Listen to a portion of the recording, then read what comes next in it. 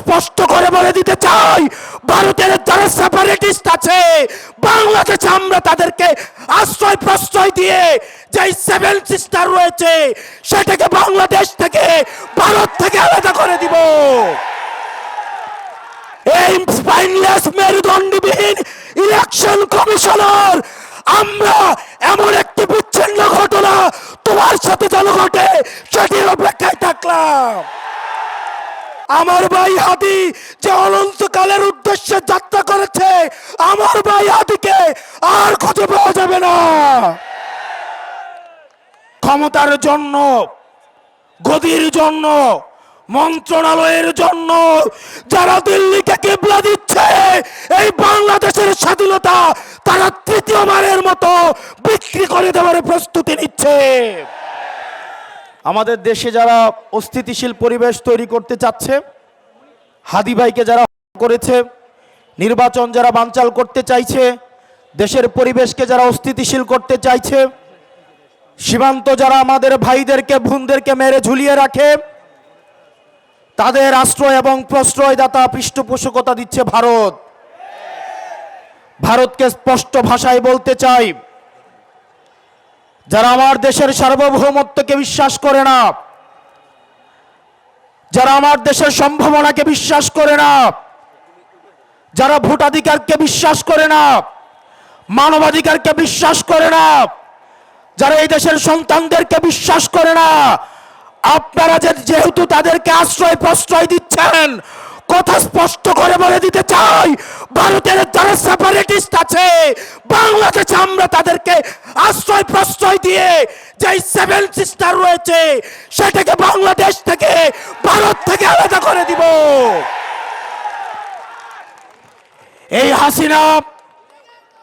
হাসিনার পৃষ্ঠপোষক স্পষ্ট ভাষায় দিনের আলোর মতো স্পষ্ট স্বচ্ছ, তাদেরকে ভারত অর্থ দিয়ে, তাদেরকে অস্ত্র দিয়ে, ট্রেনিং দিয়ে বাংলাদেশের বিরুদ্ধে তাদেরকে দাঁড় করিয়ে দিচ্ছে।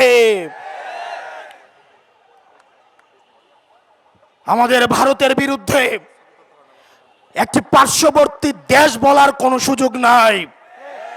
আপনার জবানে স্পষ্ট করতে হবে, এই বাংলাদেশকে ভারত একটা বানাইতে চায়। আমাদেরকে সবাইকে ঐক্যবদ্ধ হতে হবে। ক্ষমতার জন্য, গদির জন্য, মন্ত্রণালয়ের জন্য যারা দিল্লিকে কিবলা দিচ্ছে, এই বাংলাদেশের স্বাধীনতা তারা তৃতীয়বারের মতো বিক্রি করে দেওয়ার প্রস্তুতি নিচ্ছে। প্রিয় মুক্তিকামী জনতা, আপনার আমার মৃত্যু এই নির্বাচন কমিশনের কাছে কেবলমাত্র একটি সংখ্যা। অথর্ব নির্বাচন কমিশন বলে হাদির মৃত্যু নাকি একটি বিচ্ছিন্ন ঘটনা। এই স্পাইনলেস মেরুদণ্ডবিহীন ইলেকশন কমিশনার, আমরা এমন একটি বিচ্ছিন্ন ঘটনা তোমার সাথে যেন ঘটে সেটির অপেক্ষায় থাকলাম। ইলেকশন কমিশনার কাদের প্রেসক্রিপশনে নিয়োজিত, কারা তাকে নিয়োগ করেছে, এরকম ইলেকশন কমিশন আজকে যদি চলে যায়, যেই লাইন ধরবে ইলেকশন কমিশন হওয়ার জন্য শাহবাগ থেকে শহীদ মিনার পর্যন্ত যোগ্য ইলেকশন কমিশনার খুঁজে পাওয়া যাবে, কিন্তু আমার ভাই হাদি যে অনন্তকালের উদ্দেশ্যে যাত্রা করেছে, আমার ভাই হাদিকে আর খুঁজে পাওয়া যাবে না। প্রিয় মুক্তিকামী সংগ্রামী জনতা, আপনারা জানেন আমাদের দেশের এক শ্রেণীর আওয়ামী লীগ রয়েছে, তারা শিক্ষক পরিচয়ে বিশ্ববিদ্যালয়গুলোতে কার্যক্রম পরিচালনা করে, যারা টকশোজীবী নামে হচ্ছে টেলিভিশনগুলোতে বৈধতা উৎপাদন করে, যারা নাট্যকর্মী পরিচয়ে, যারা নাটক সিনেমাতে আমাদের মতো সংগ্রামী মানুষের মৃত্যুর বৈধতা উৎপাদন করে, এই বিশ্ববিদ্যালয়ে নীল দলের যে বাচ্চাটা শিক্ষকরা রয়েছে তাদেরকে ধরে ধরে এই বিশ্ববিদ্যালয় থেকে বের করে দিতে হবে। এই নাটক সিনেমা থেকে আওয়ামী মুজিবের বাচ্চাটা এসব শিল্পী কর্মীদেরকে দেশ থেকে বের করে দিয়ে ভারতে পাঠিয়ে দিতে হবে। টকশোজীবীদের উদ্দেশ্যে এই ভারতীয় আধিপত্যের বৈধতা উৎপাদন যারা করছে, যেসব টকশোজীবীরা, আপনাদের তাদের এই ফেসিস্টদের মানবাধিকারে আপনারা যারা বিশ্বাস করেন, তারা মুসলিমের মানবাধিকারে বিশ্বাস করে না। আর দিন শেষে আজকে এই বেদিতে আপনারা যারা বসেছেন আর যারা আসেন নাই, আপনাদের দুইজনকেই বলি, ক্ষমতার লোভে অন্ধ হয়েন না। আজকে যদি আমার বুকে গুলি লাগে, আমি জানি এই ধরনের একটা প্রোগ্রাম হবে, এসে বক্তৃতা দিবেন, তারপর চলে গিয়ে আবার সিট নিয়ে নেগোসিয়েশন করবেন। অনেক দল রয়েছে, যেহেতু আরপিও সংশোধন হয়েছে, এখন অন্য দলের মার্কায় নির্বাচন করতে পারবে না বলে নিজের দলের মার্কা বিলীন করে দেওয়ার জন্য তারা রেডি হয়ে আছে। এগুলো দিয়ে জাতীয় ঐক্য হয় না। এসব জাতীয় ঐক্য এগুলো মেকি। আমাদের হাদি ভাইয়ের রক্ত এই জাতীয় ঐক্যের আঠা হয়ে আসুক, সেটা আমরা চাইনি। আপনারা যদি দেশের প্রশ্নে, সার্বভৌমত্বের প্রশ্নে, বাংলাদেশের প্রশ্নে দলীয় স্বার্থের ঊর্ধ্বে উঠে